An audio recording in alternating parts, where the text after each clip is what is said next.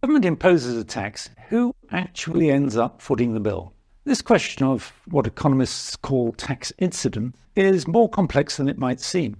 The people or businesses who directly pay tax to the government are not always the ones who bear the ultimate financial burden.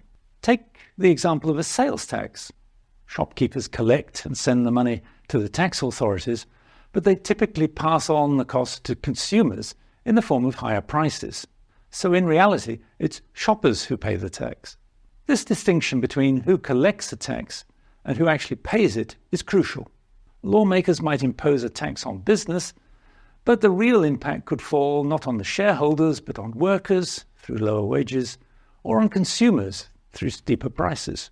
Company taxes, for instance, are often portrayed as a way to make businesses pay their fair share. But one study suggests that workers bear 20% of the cost. Why? Because the tax leaves companies with less money to invest in productivity-enhancing equipment, limiting their ability to pay workers more. Payroll taxes are another example. On paper, employers pay a portion of these taxes, but the cost leaves them with less money to pay wages, so the real burden falls on employees. Property taxes, too, may seem to hit landlords, but they're often passed on to tenants in the form of higher rent.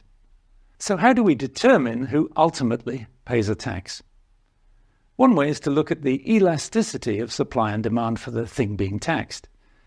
If consumers have few alternatives to buying a taxed good, then they're more likely to swallow the additional cost. But if demand is more elastic, producers may have to absorb more of the tax to avoid losing price-conscious customers. The big takeaway is that the real-world impact of taxes is more nuanced than political rhetoric often suggests.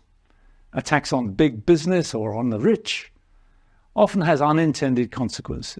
Policymakers need to look beyond the direct incidence and consider how taxes reverberate through the economy.